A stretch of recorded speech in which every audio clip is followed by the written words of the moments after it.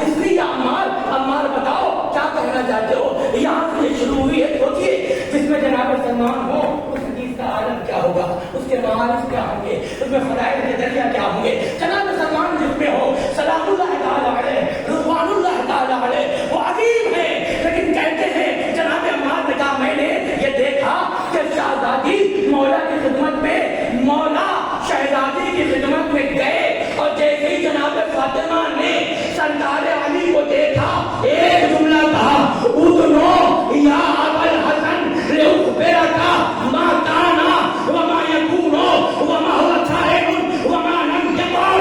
اے ابو الحسن آئیے تاکہ میں آپ کو بتا دوں کیا جو ہو گیا وہ بھی بتا دوں، جو ہو رہا ہے وہ بھی بتا دوں، جو ہونے والا ہے وہ بھی بتا دوں، جو نہیں ہوا۔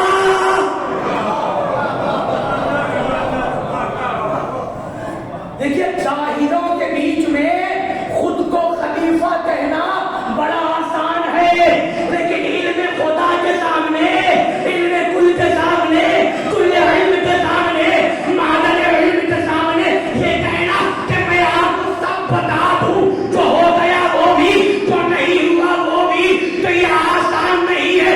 بس ایک ہی ذات بنائی ہے خدا نے فاطمہ کی، ان 14 کی جنہیں ہر شے کا خبر ہے، اس کے ہونے سے پہلے ہے اور اس کی بھی خبر ہے جو ابھی تک نہیں ہوا کہ ہوتا تو کیسا ہوتا۔ یہ عجب حدیث ہے، بہت لمبی حدیث ہے، ایک جملہ میں نے آپ کی خدمت کر دیا، کہا کہ اللہ کو سب کچھ پتا ہے، اللہ کو سب کچھ پتا ہے، جو چیز ہونے والی ہے اس کے ہونے سے پہلے سے جانتی ہے۔ پھر رسول اللہ صلی اللہ علیہ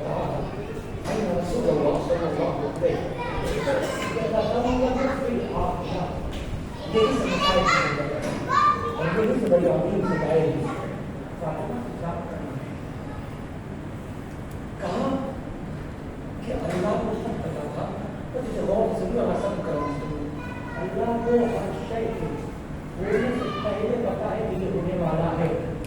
اللہ کو پتا تھا کہ میرا نبی الگ الگ قبیلوں میں شادیاں کرے گا، یا یہ کہیے کہ اللہ کا حکم ہے کہ ہر جگہ شادی ہوگی، پہلے والے کے گھر میں بھی، دوسرے والے کے گھر میں بھی، اوروں کے گھر میں بھی شادی ہوگی، لیکن ان دونوں بتوں کی سازش یہ تھی کہ سرکار کو اپنی بیٹی دے کر خلافت لے لو۔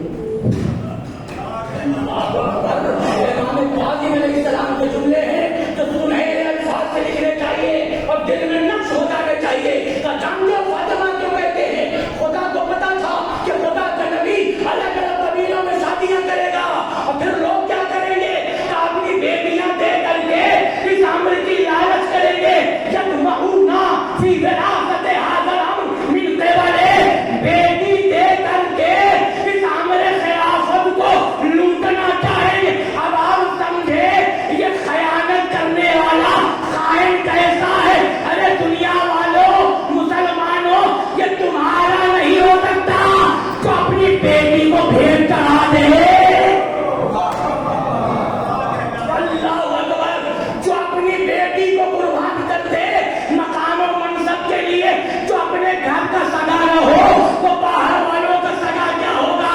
لیکن اس فرق ایک ہے کہ یہاں پر بیٹی دے رہا تھا تاکہ خلافت لوٹ لے، اور وہاں ایک باپ اپنی بیٹی سرکار علی کو دے رہا تھا تاکہ خلافت کو بچا لے۔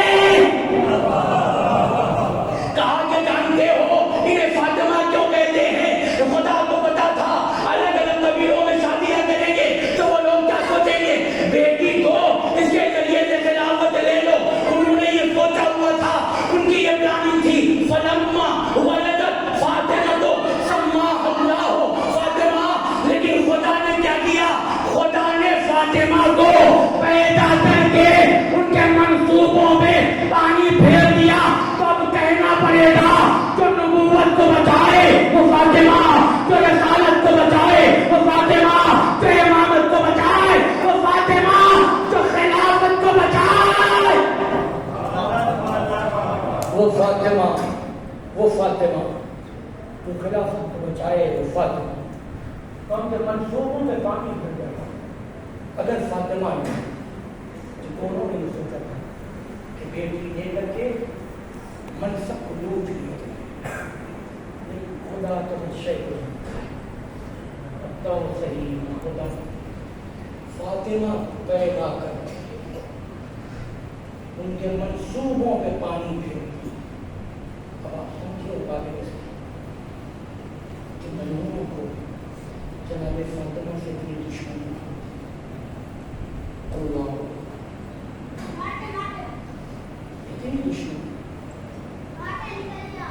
کہ انہوں نے جتنی پلاننگ کی تھی برباد کر دی تھی، اس منصوبے پر اگر کسی نے پانی پھیرا ہے تو ذات کا نام ہے فاطمہ صلاۃ اللہ.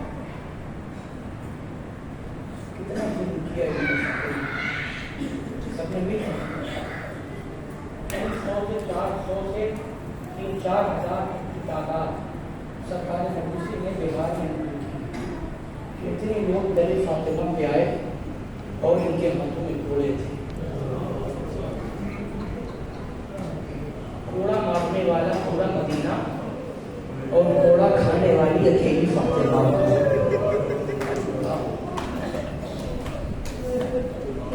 جانتے ہیں شہبازی کو اتنا کیوں مارا؟ صرف نسبت سے تعلق رکھنے والی خاتون کو اتنا مارا جاتا ہے، اللہ اکبر. لیکن نہیں کیوں مارا؟ ان ملعونوں نے خدا کی لعنتیں ہوئیں ان پر، انہوں نے جناب خدیجہ کا بدلہ فاطمہ سے لیا، رسول اللہ کا بدلہ فاطمہ سے لیا، سرکار علی کا بدلہ فاطمہ سے لیا، سرکار حسنین کا بدلہ فاطمہ سے لیا. فاطمہ کو اتنا مارا، فاطمہ پہ اتنا ظلم کیا کہ اب یہ کہنا غلط ہوگا کہ ان کے ظلم کی وجہ سے شہزادی کے جسم پہ زخموں کے نشان کے نہیں، جس کو اتنا مارا جائے اس کے بدن پہ زخم نہیں ہوتا، بلکہ حقیقت یہ ہے کہ فاطمہ زخم بن گئی. اللہ اکبر. جسم کا کوئی حصہ ایسا نہیں جہاں پر زخم نہ ہو. کل بھی آپ کو کربلا لے گیا تھا اور آج بھی کربلا کی طرف ذرا دیر کے لیے لے جانا چاہتا ہوں. مختلف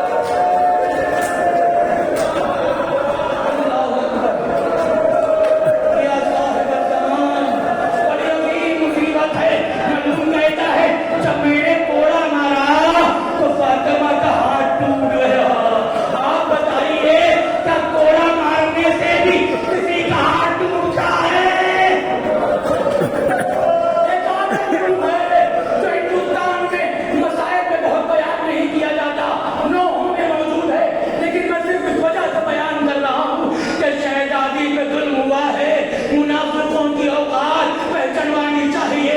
ये कितने बड़े जालिम है, मैं बयान न करता, कलेजा फट जाए, ऐसी अजीम मुसीबत है।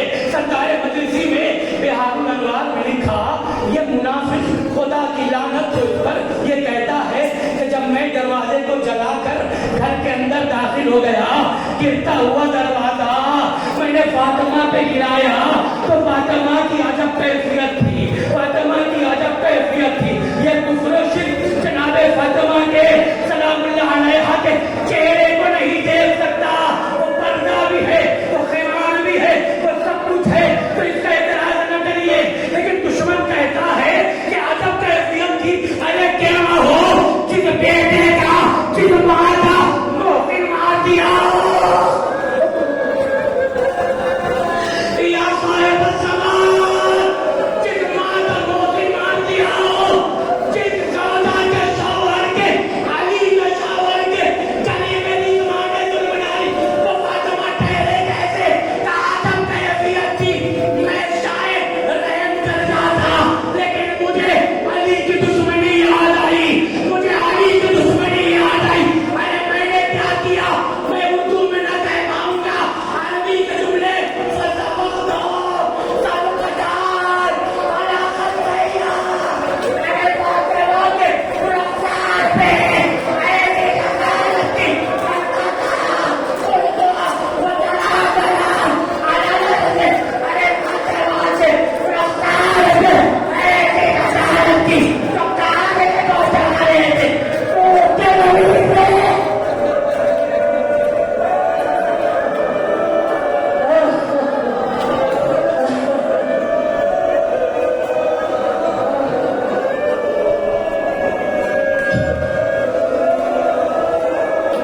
ये कहता है मैंने ऐसी जसारत की, हम